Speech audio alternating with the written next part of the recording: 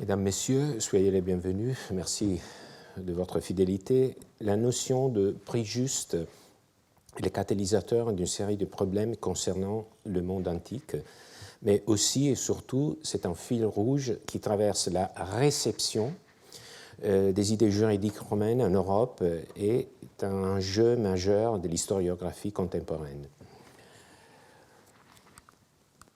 Au cours de ces 30 dernières années, l'attention s'est portée sur la pensée économique prémoderne, en particulier sur sa matrice religieuse au Moyen Âge, notamment dans la théologie et l'histoire franciscaine, et on pourrait remonter même plus haut pour l'origine de cette attention, par exemple un article de John Baldwin en 1959. L'œuvre de Pierre de Jean Olivier, actuellement en pleine redécouverte, constitue une contribution de premier ordre au développement de la pensée sur la richesse.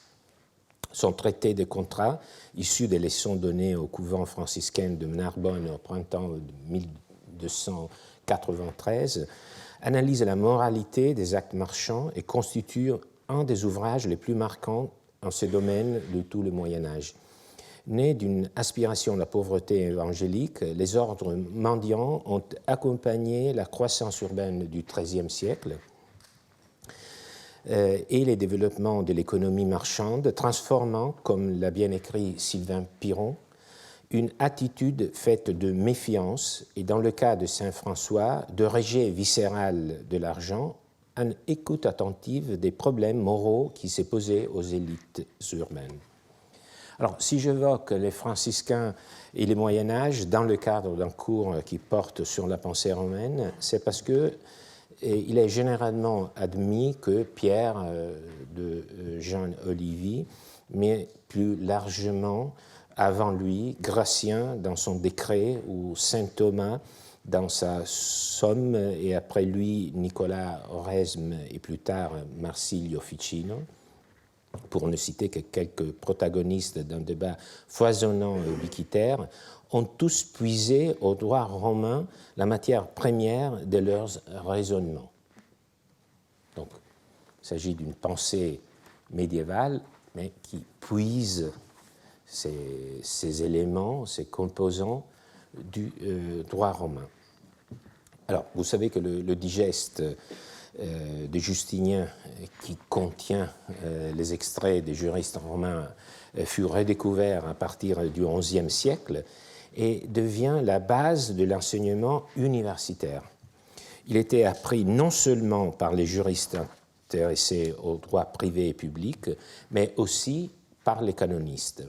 Ces circonstances font partie des conditions dans lesquelles l'expression juste valeur est arrivée à l'attention des juristes et théologiens médiévaux et ensuite à l'humanisme. Tous en sont convaincus, plus ou moins.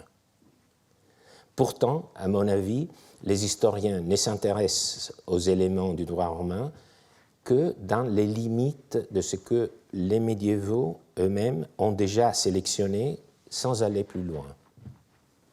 C'est méthodologiquement faire fausse route, car les médiévaux, eux, connaissaient l'ensemble du corpus juris de Justinien.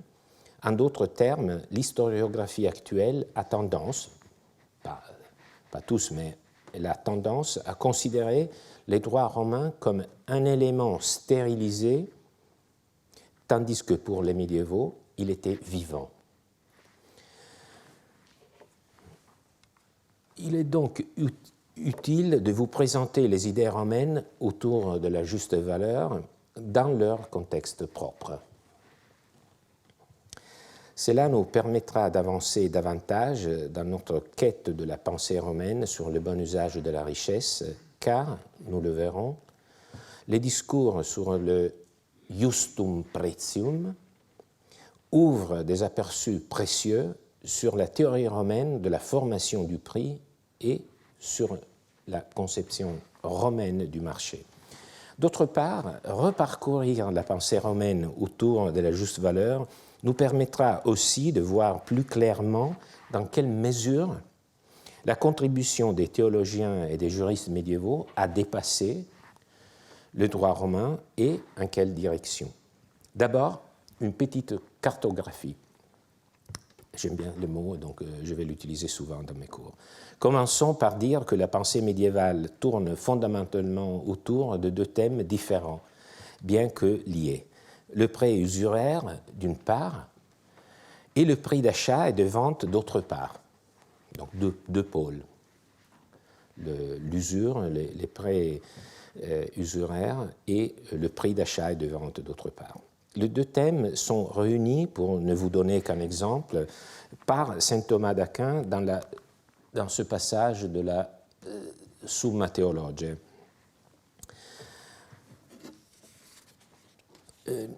Nous devons maintenant considérer les péchés qui concernent les échanges volontaires. Alors, chaque mot a une signification, il faut bien la saisir. Et d'abord, la fraude commise dans l'achat et la vente. Deuxièmement, les intérêts perçus sur les emprunts. Donc, on voit que ces deux questions étaient déjà traitées par le droit romain, bien entendu. Donc, les deux questions, les deux pôles, l'usure, un contrat d'achat-vente, étaient bien entendu déjà traités par le droit romain. Pour ce qui concerne notamment l'usure, vous vous souvenez que nous avons mentionné les normes limitant le taux d'intérêt qui remontent aux 12 tables, donc au 5e siècle avant Jésus-Christ, donc à peu près 1701 avant cette proposition de saint Thomas. Alors, sur la question de l'usure, l'Église catholique était très restrictive. Comme le montre le décret de Gratien, œuvre majeure du droit canonique, composé vers le milieu du XIIe siècle. Alors, dans le décret de Gratien, on dit « si vous prêtez votre argent à quelqu'un,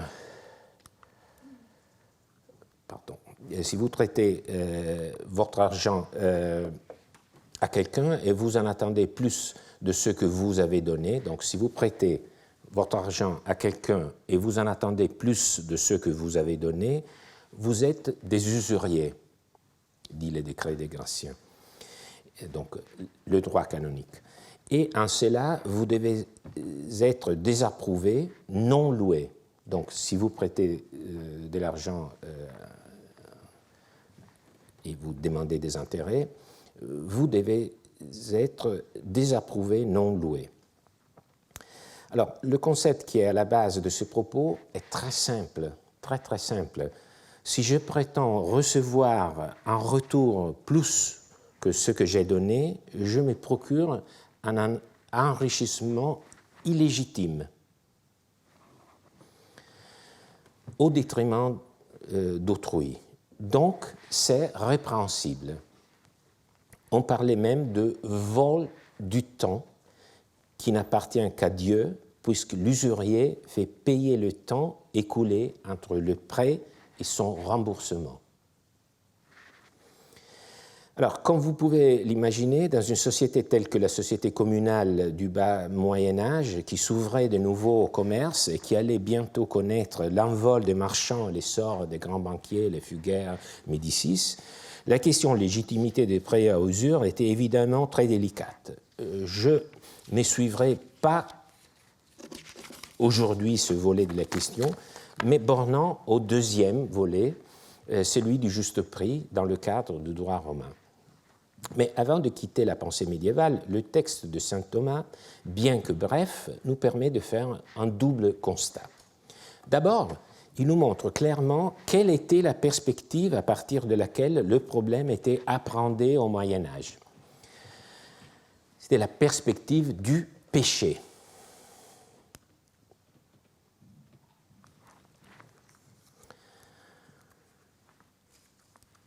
Les traités de Pierre de Jean Olivier, que j'ai déjà évoqué, d'une cinquantaine d'années successives à la Somme de saint Thomas, le montrent de façon plus directe encore. Ce traité était issu d'un enseignement de théologie morale délivré dans des studia, des lieux d'études provinciaux de l'ordre franciscain à Montpellier et à Narbonne, enseignement destiné à former les frères à leur tâche de confesseurs.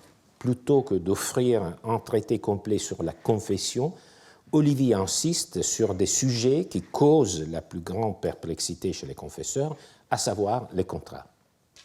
Donc vous voyez pourquoi un franciscain s'occupe des questions de droit, et notamment des contrats, parce qu'il s'agit, disons, d'un terrain qui pose des problèmes aux confesseurs, surtout disons, dans le contexte d'une effervescence économique.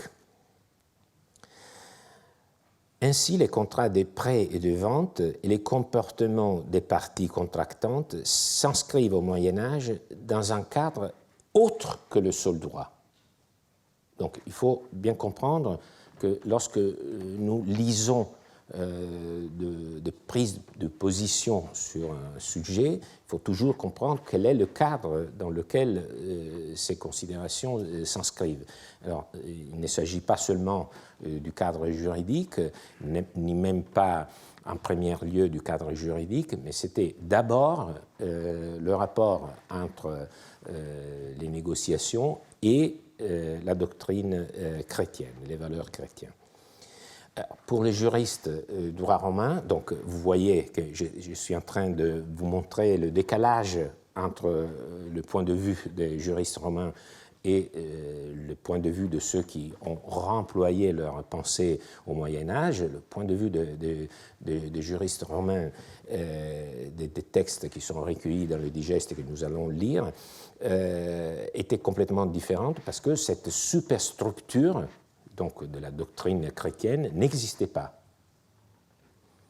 Donc c'est un point de vue exclusivement juridique qu'ils adoptent. Et pour les médiévaux, en revanche, comme je viens de le dire, le problème était de faire coexister ces deux différents univers de référence. Mais le texte de saint Thomas, outre l'empreinte chrétienne, importe une autre, également incontestable, celle de l'aristotélisme. Ce petit texte, il y a tout dedans. Car quand saint Thomas parle de change volontaire,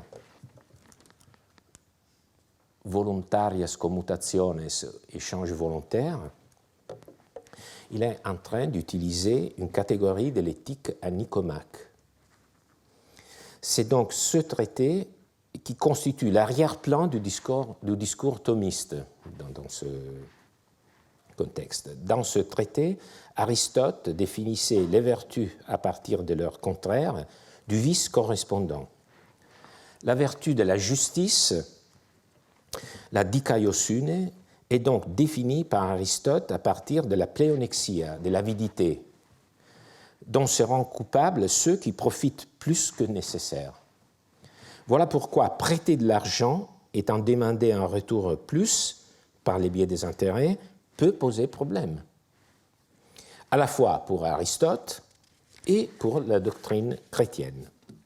Pour le droit romain, en revanche, même si une influence de la philosophie grecque et notamment aristotélicienne ne peut pas être exclue, elle était bien moins imposante.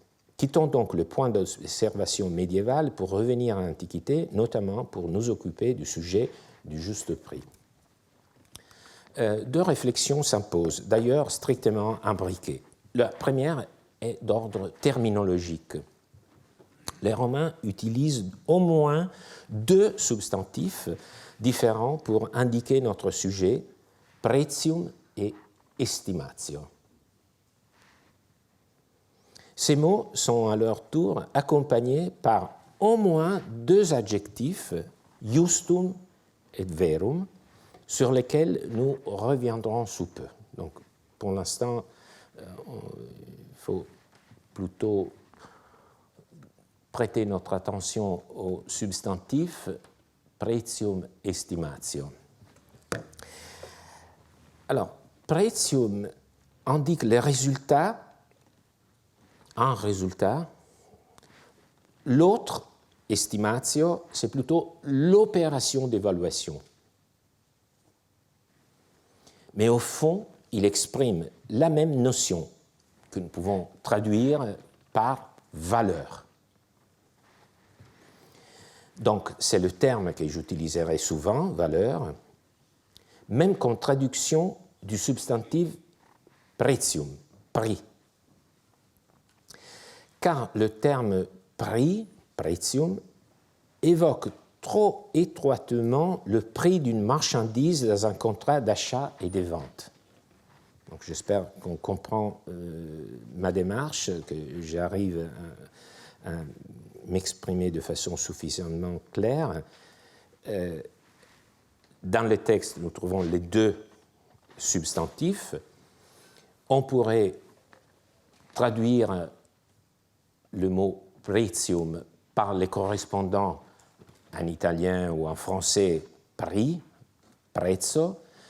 Je ne le ferai pas, ou pas souvent. Je préfère utiliser le terme valeur parce que c'est avec cette acception plus large que les Romains eux-mêmes l'utilisaient, et surtout parce que je pense qu'il y a une pensée implicite en nous qui nous fait lier l'idée de prix seulement au contrat d'achat et de vente. Mais nous allons le voir tout de suite, les contextes où les juristes romains utilisent le terme prix vont bien au-delà du seul contrat d'achat et de vente. Et cela peut paraître une nuance, mais je crois que les débats historiographiques contemporains sont souvent un peu fourvoyés par cette identification trop stricte du pretium au seul prix de l'achat et de la vente. Alors, cette précision lexicale recoupe un deuxième constat.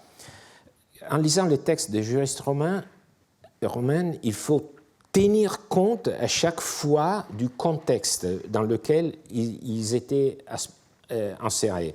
C'est-à-dire, pour quelles raisons la question du juste prix y est posée. Et justement, il ne s'agit pas toujours, même pas souvent, comme la réception médiévale pourrait le faire croire, du contexte de l'achat et de la vente. Le plus grand nombre de mentions du justum pretium concerne le procès. Donc, ce n'est pas le contexte d'un contrat, c'est le contexte du procès.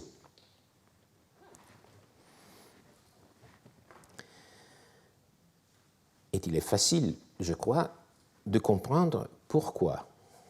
Le juge romain était souvent amené à estimer la valeur de la chose en litige, car le procès romain se concluait toujours, en cas de condamnation, par une condamnation du défendeur au paiement d'une somme pécuniaire. Donc, l'issue d'un procès civil romain était toujours, en cas de condamnation au paiement d'une somme pécuniaire. Donc, le dispositif du procès impliquait une phase d'évaluation. Il fallait chiffrer. Et c'est une opération qui revenait au juge d'effectuer. Alors, la question la plus importante sur laquelle nous allons revenir est celle des critères qu'il devait employer pour réaliser cette opération d'estimation avant de prononcer la condamnation. Alors, pour l'instant, avant de revenir sur les critères, examinons quelques contextes. Prenons un exemple simple, moi je le considère simple. Si le testament dispose un legs à la charge d'un héritier, en le chargeant d'acheter la chose d'autrui ou d'emporter la responsabilité vers le légataire, si l'héritier ne peut pas la racheter parce que le propriétaire ne veut pas la vendre ou il ne la vend qu'à un prix excessif, l'héritier devra payer au légataire la juste estimation. Alors, il s'agit du juriste Gaius, moitié du IIe siècle après Jésus-Christ. Un legs, vous le savez, est une gratification qu'on dispose par testament. Il peut porter, par exemple, sur une chose déterminée, une maison, un esclave dans le droit romain, une chose qui appartient au bien du défunt. Mais le testateur peut aussi charger l'héritier de racheter une chose qui n'appartient pas au défunt, qui ne rentre pas dans la succession, de la racheter d'un tiers et de la donner au légataire. Donc l'héritier rachète la chose qui appartient à un tiers et la donne au légataire. Alors, je sais, vous allez vous demander, mais pourquoi l'héritier devrait accepter de racheter une chose, de la donner au légataire? Alors, la réponse est simple, parce qu'il a accepté la succession.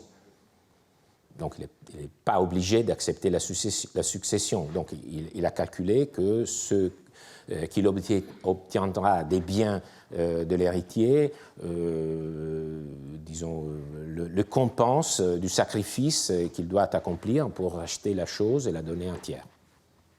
Donc, faisons l'exemple, l'héritier a accepté la succession, donc il doit racheter ce qu'il doit donner en legs. C'est une opération qui aujourd'hui est considérée nulle par l'article 1021 du Code civil, mais le droit romain donnait plus de liberté au testateur et à l'héritier. Donc c'était un legs légitime, valide. Le problème est qu'est-ce qui se passe si le tiers propriétaire de la chose ne veut pas la vendre? Bien sûr, le tiers n'est pas ni le défunt, ni le légataire, ni l'héritier, c'est un tiers. Un parmi nous.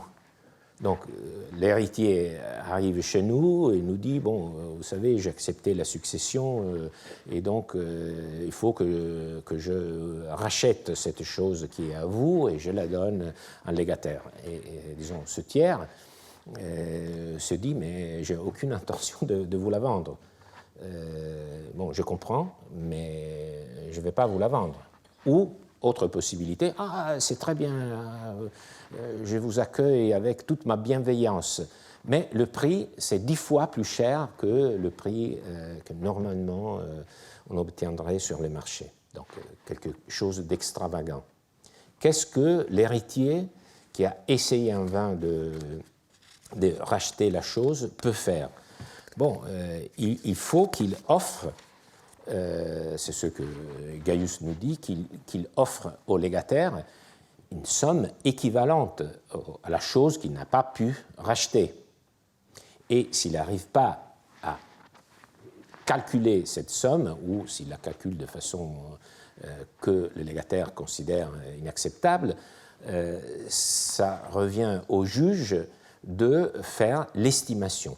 Alors, vous comprenez, il y aura un procès entre l'héritier et le légataire, et à la fin, l'héritier sera condamné à payer une somme qui correspond à la valeur de la chose qu'il n'a pas pu racheter, et c'est le juge qui fera cette estimation.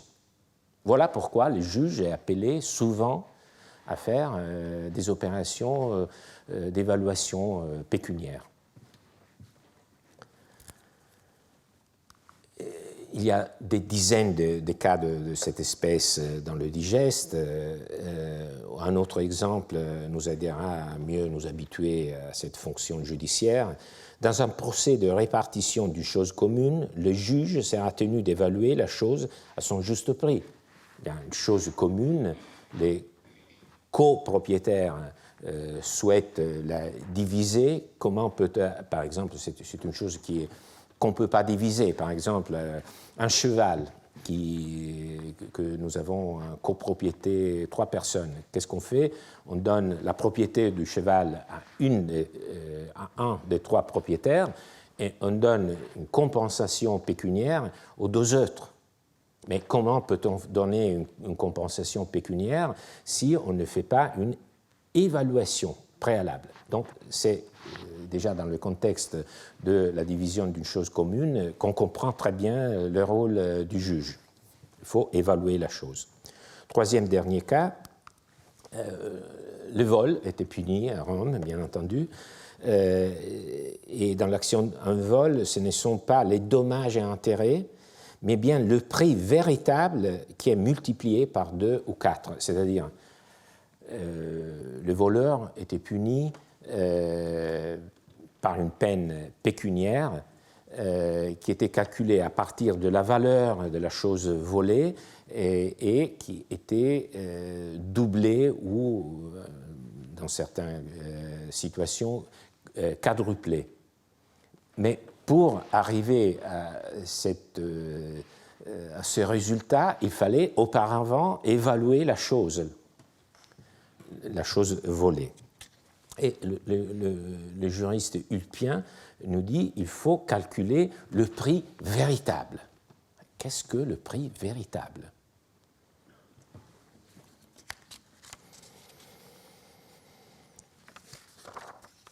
Dans ce texte, il y a aussi une opposition entre le prix véritable et, en latin, id quod interest, qu'on peut traduire en langage juridique actuel, dommage-intérêt. Donc, ce n'est pas seulement la valeur de la chose qui a été volée, mais aussi l'intérêt que la victime du vol avait à être propriétaire de la chose. Mais pour les Romains, on ne calcule pas les dommages-intérêts avec cette largeur, mais seulement la valeur de la chose volée.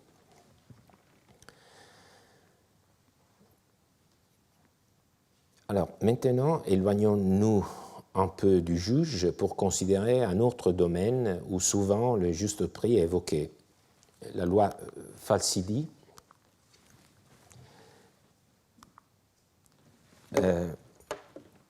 et qui obligeait les testateurs à laisser au moins un quart de ses biens aux héritiers. Donc, cette loi du 40 avant Jésus-Christ, nous en avons parlé très brièvement dans le cadre des lois qui luttaient contre la dissipation du patrimoine. Une loi de l'époque du deuxième triumvirat et 40 avant Jésus-Christ, et elle imposait aux testateurs de laisser au moins un quart de la succession à l'héritier, de ne pas la dissiper complètement par des legs. Alors, pour calculer cette portion qui revenait obligatoirement à l'héritier, il fallait estimer la valeur des biens en succession. Et encore une fois, on parle de vérité.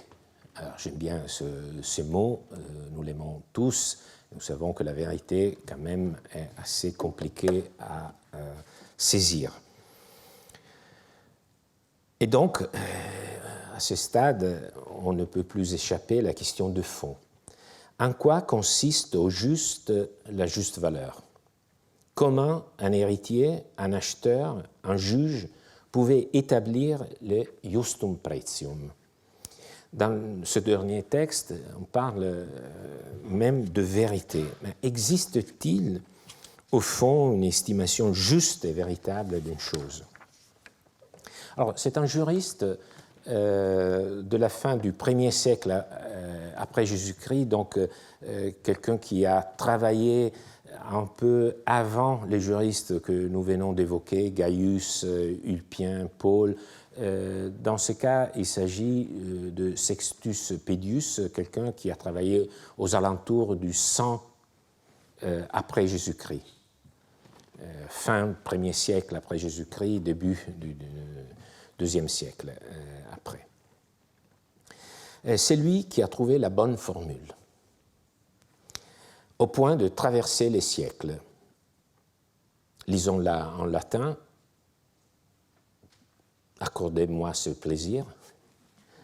Praetia rerum non ex affectione, nec utilitate singulorum, sed communiter fungi.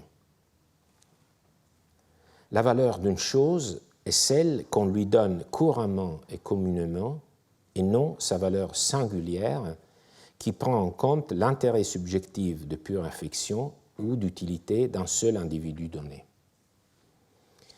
Alors, lisons le texte en entier. Le passage provient d'un juriste plus tardif. Alors, j'insiste sur l'effet de lire les choses en contexte. Alors, ça peut paraître un peu une obsession, mais je pense que nous tous, nous avons pour nous ce désir. Lorsqu'on a une conversation, c'est vraiment, ça nous fait du mal lorsque quelqu'un tire de ce que nous avons dit seulement quelques mots et la signification ne nous semble pas la même que nous avions donnée dans un cadre d'un discours plus large. Donc je pense que nous avons le même devoir envers les sources anciennes. Alors, le passage provient d'un juriste plus tardif, Paul, au début du IIIe siècle. Vous savez qu'il y a ce dialogue incessant entre les juristes sur une étendue chronologique assez large, surprenant pour nous. Pour nous, c'est la vitesse du changement juridique qui caractérise nos sociétés, tandis que les juristes romains pouvaient parler entre eux à distance de 100 ou 150 ans, ou même plus, dans ce cas à peu près 150 ans. Donc Paul, au début du IIIe siècle, mentionne l'opinion de Sextus Pedius. Le contexte est celui de l'estimation de la perte subie par un propriétaire dont l'esclave a été tué. Donc ça, c'est le point de départ. Alors, un esclave a été tué, cela constituait un délit puni par la loi Aquilia, qui imposait comme sanction le paiement d'une quantité d'argent correspondant à la plus haute valeur qu'avait eue la victime au cours de l'année. Donc, encore une fois, c'est une peine pécuniaire et il fallait estimer la valeur de la chose, par exemple, qui avait été tuée, de l'esclave ou de l'animal qui avait été tué. Et donc on l'a calculé par rapport à la valeur la plus haute qu'avait eue la victime au cours de l'année. Donc il fallait l'estimer. Alors j'ai évoqué le nom, loi aquilienne, lex Aquilia. Vous savez que c'est à la base de la responsabilité aquilienne aujourd'hui. Toute activité humaine peut engager la responsabilité de celui qui cause un préjudice à quelqu'un d'autre. Donc c'est le modèle, c'est cette loi romaine qui a, disons, légué son nom même à ce pan du droit civil. Donc, bien évidemment, cette loi posait un problème d'estimation. Si mon esclave est tué, je pense qu'aucune valeur d'affection ne doit être prise en considération. Comme dans le cas, par exemple, où, alors vous voyez, c'est pas, les juristes ont tendance pas seulement à exposer des principes, mais aussi à donner des exemples pour nous faire mieux comprendre de quoi s'agit-il. Par exemple, ton fils naturel est tué par quelqu'un.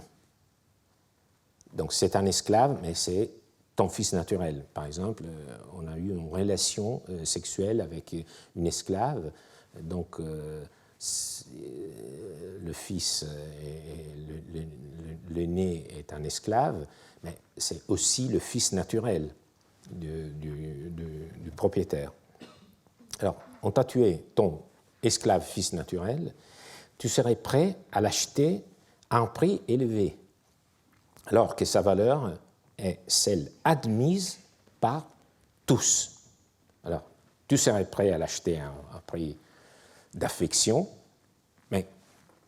et donc, comme c'est la valeur que tu lui donnes, tu t'attends que le juge va condamner le tueur à une peine qui est en fonction de la valeur que tu donnes à ton esclave fils naturel.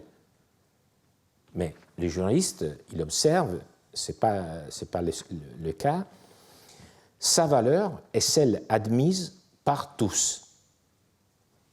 Et là, il explique, alors je vous le dis, c'est un texte qui a eu des lectures infinies. Et aujourd'hui également est au centre de discussions inépuisées et, j'en suis sûr, inépuisables même après ce cours.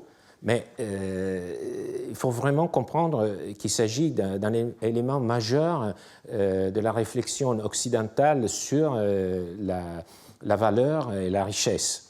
Et donc, lisons le principe. Donc, ça, c'était le début du texte de Paul. Ici, Paul insère le principe qui reprend de son prédécesseur Sextus Pedius. A dit aussi que le prix des choses n'est déterminé ni par leur valeur affective, ni par l'utilité qu'elles peuvent avoir pour une seule personne, mais c'est la valeur qu'on lui donne couramment et communément. C'est pourquoi celui qui possède, alors on tire les conséquences, possède son fils naturel comme esclave, n'est pas considéré plus riche de ce fait. Alors, vous comprenez les paradoxes? Si je donne une valeur d'affection à mon esclave fils, c'est comme dire que je suis plus riche, parce que cet esclave a une valeur immense. Donc, pour le dire un peu brutalement, il faudrait que je paye plus d'impôts parce que je suis plus riche.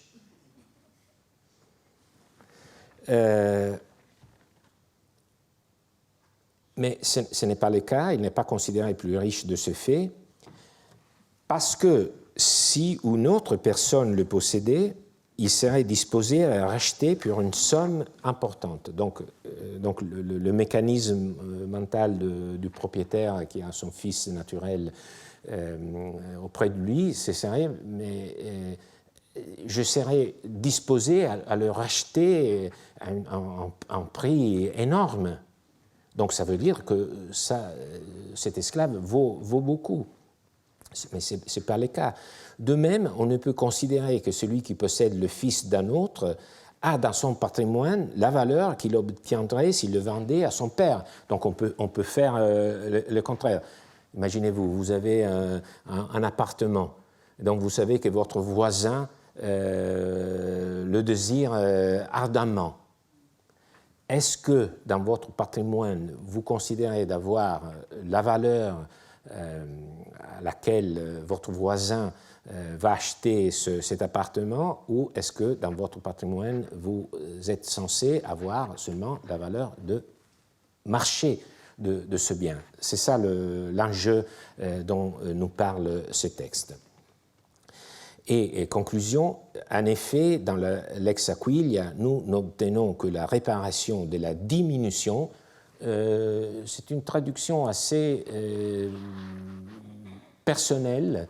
Le texte latin parle de damnum, donc il dit dans le Lex Aquilia, nous n'obtenons que la réparation de la diminution du dommage. Je traduis dommage, damnum par diminution plutôt que dommage, parce que ça permet de mieux comprendre la suite. Et nous disons que la perte, c'est-à-dire la diminution, on pourrait dire le dommage, mais on comprend mieux, que la perte est ce que nous aurons pu obtenir par la vente de la chose qui a été endommagée ou ce que nous sommes forcés de dépenser pour en acheter une nouvelle. Donc, le dommage que nous avons subi par le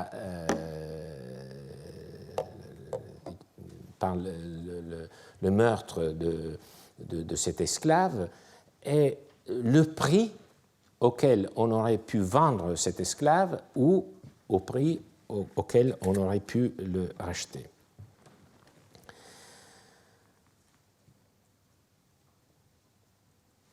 Alors, je pense qu'on commence à comprendre quelle est quel est le juste prix pour les juristes romains. On peut prendre ce même sujet d'une façon un peu moins solennelle. Dire qu'il n'y a pas de juste prix, de prix commun, c'est soutenir un paradoxe. Je pense que dans l'historiographie, il y a parfois un peu d'excès de sophistication. C'est donner un démenti à l'expérience quotidienne. Il n'est personne qui ne soit convaincu qu'il y a un prix autre que le prix conventionnel, c'est-à-dire le prix qu'on peut négocier entre deux personnes. Et il y a un prix qui est plus objectif. Tous savent qu'il existe un prix qui représente la valeur de la chose d'après l'opinion commune. Par exemple, si on suppose deux personnes qui souhaitent vendre et acheter une chose dont ils n'ont jamais connu la valeur vénale, donc imaginez-vous devoir négocier une chose dont vous n'avez aucune idée de quelle est sa valeur vénale.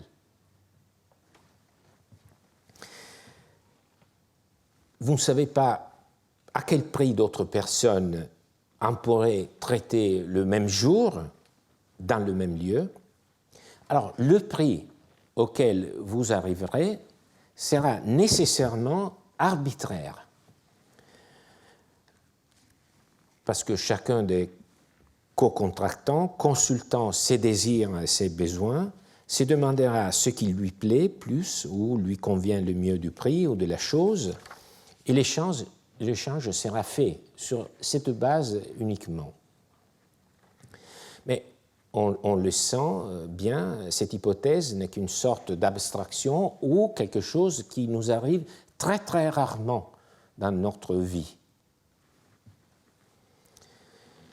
Il faut prendre en compte que chaque acheteur est normalement intéressé à ne pas payer plus cher à quelqu'un ce qu'un autre vendeur veut bien lui donner à meilleur marché.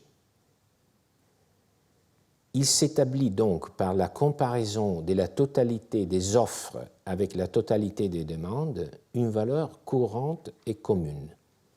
Et celle-ci diffère sans doute de celle qui se serait établie entre nos deux personnages isolés, sans information, parce qu'elle est le médium. Cette valeur est le médium des différentes valeurs résultant du débat entre les contractants d'un nombre bien majeur d'échanges. Et c'est ce médium qui est le juste prix. Alors, je le répète, c'est une expérience qu'on fait tous les jours lorsque nous achetons quelque chose. Davantage aujourd'hui, parce que nous avons la possibilité de consulter par les biais du réseau les prix de n'importe quelle marchandise. Bien entendu, c'est un peu différent s'il s'agit d'une marchandise standardisée. Et donc, on peut bien se rendre compte de son prix. C'est un peu différent. Par exemple, s'il s'agit d'une chose avec beaucoup plus de caractéristiques. Mais existe-t-il un juste prix des appartements à Paris? Alors, je pense que peut-être c'est pas juste, mais on peut bien l'établir arrondissement par arrondissement, même rue par rue. Et donc, on sait très bien, lorsqu'on vend ou on achète un appartement, si nous sommes en train de faire une bonne affaire ou une mauvaise affaire. Et voilà à quoi fait référence Sextus Pedius par sa formule. Est-ce que, par ces mots, on va les relire, le prix des choses n'est déterminé ni par leur valeur affective, ni par l'utilité qu'elles peuvent avoir pour une seule personne, mais c'est la valeur qu'on lui donne couramment et communément. Est-ce que... Alors, d'abord, une précision très importante. le contexte, c'est un contexte judiciaire. C'est pourquoi la juste valeur est estimée par rapport à une valeur moyenne, parce que le juge a un rôle impartiel entre les parties en litige. Donc c'est pourquoi, dans ce contexte, le juste prix est aussi une valeur, on peut le dire, impartielle, une valeur moyenne, une valeur qui convient à tous. Donc c'est très important le contexte judiciaire dans lequel nous lisons cette définition.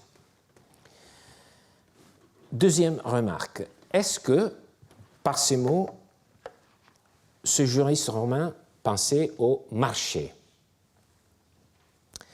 Bien entendu, quand je parle de marché dans ce contexte, je ne fais pas référence au forum, au marché physique, lieu d'exposition et de vente de marchandises, au marché de la place d'Aligre ou de la place Monge. Je fais référence au marché avec la majuscule. Est-ce que, c'est un problème, disons, d'histoire économique majeure, est-ce que les juristes romains, quand ils pensent à ce type de valeur commune, reconnue par tous, est-ce qu'ils pensent au marché avec la majuscule? Oui, je le pense. On peut s'en rendre compte si on examine deux autres textes. Le premier reprend, c'est un texte aussi de Paul, le même juriste qui évoquait Sextus Pedus dans le texte précédent. C'est un texte différent, mais dans ce texte, il reprend plus haut, je ne vais pas recopier cette partie, mais il continue ici et il nous dit les lieux et les moments font varier un prix. Les lieux et les moments font varier un prix.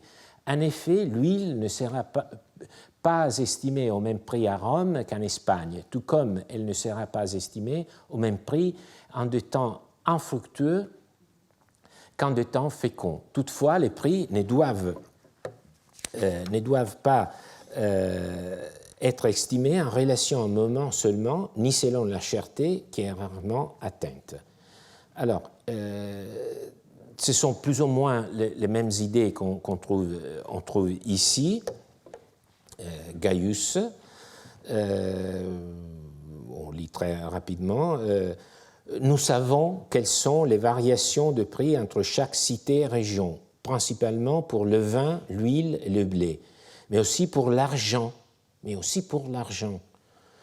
qui, quoique considéré avoir une seule et même valeur partout, se trouve plus aisément et à des meilleurs taux en certains lieux, mais plus difficilement et à des intérêts plus hauts dans d'autres. Alors, vous voyez, on peut faire beaucoup de distinctions par rapport à l'idée actuelle de marché, mais ici, vous avez vraiment la conscience romaine de l'idée de marché.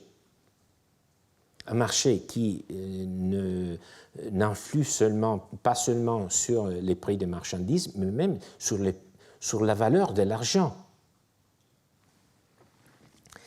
Alors, il faut faire, bien entendu, des précisions importantes du point de vue historique. On ne peut pas s'imaginer un conglomérat géant de marchés, tous interdépendants, dominés par les échanges monétaires. Donc l'Empire romain n'était pas un conglomérat unique de marchés, tous en relation les uns avec les autres. Ce serait une exagération irrécevable. Sans nier l'importance des échanges à longue distance que les archéologues sont en train de documenter de façon de plus en plus précise. Je rappelle les cours de mon cher collègue Jean-Pierre Brun. Mais l'Empire romain doit être conçu quand même comme un endroit où coexistaient plusieurs circuits on peut les appeler marchés, intrarégionaux et interrégionaux. Donc il y avait plusieurs marchés qui étaient plus ou moins connectés. Et donc il y avait des connexions qui faisaient qu'il y avait des niveaux de prix, disons, comparables, mais comme il n'y avait pas une interconnexion comme celle, par exemple, qui est permise par Internet, qui fait que si je peux acheter une marchandise à un prix bien moins cher par un clic, je le fais, et donc ça, même si, disons, le marchand est situé à des milliers de kilomètres de distance, et donc ça tend à uniformer les prix, au moins sur certaines marchandises. Donc ce n'était pas évidemment le cas pour l'Empire romain, mais quand même il y avait des interrelations entre les marchés. Et en tout cas, il y avait des marchés assez étendus, même s'il n'y avait pas un marché seulement, il y avait des marchés presque régionaux. Donc il faut travailler avec ces structures qui donnent leur empreinte aussi à la pensée des juristes. On pourrait commenter ces textes parce qu'il y a beaucoup d'éléments très importants. Par exemple, on va y revenir, il y a un lien très clair entre la rareté des biens et leur prix.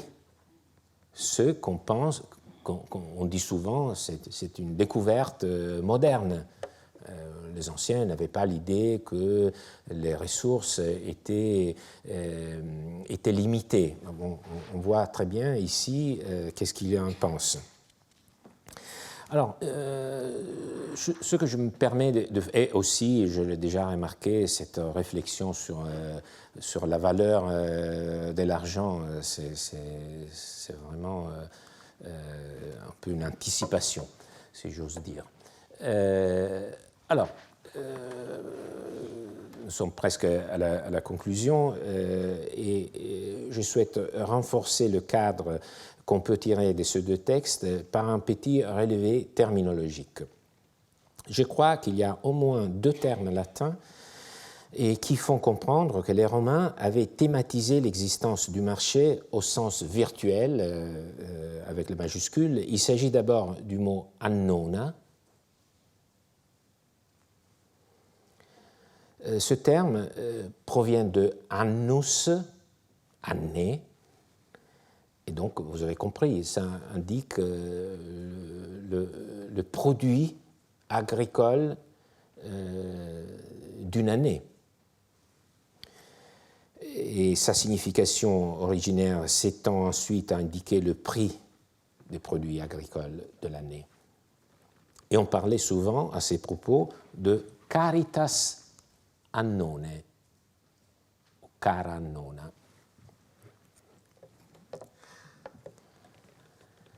Alors, le substantif caritas et l'adjectif cara viennent du verbe carere, manquer.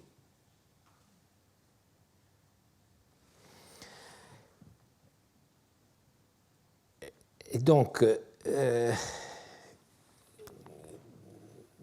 nous avons ici encore une fois un rapport entre le fait que le prix monte, devient cher, et le manque de disponibilité d'offres.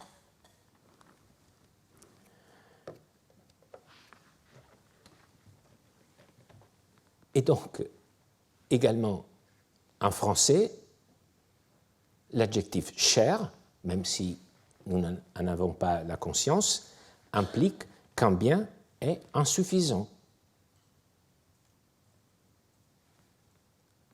Alors, je pense que ne serait que dans ce vocabulaire latin, on retrouve déjà toute une théorie économique en miniature.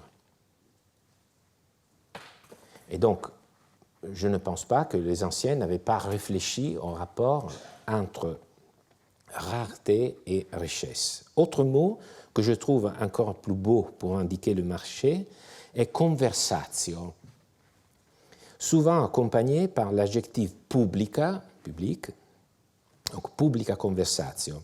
Très difficile à traduire, le mot conversatio indique des relations d'affaires ou amicales, une fréquentation.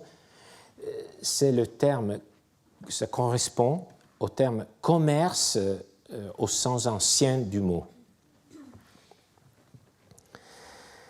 Avec l'adjectif publica, conversatio indique la circulation, l'ensemble des relations économiques, donc le marché, comme dans ce texte du Code théodosien.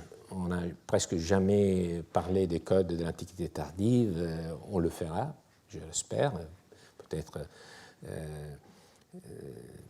pas dans ce cours cette année, mais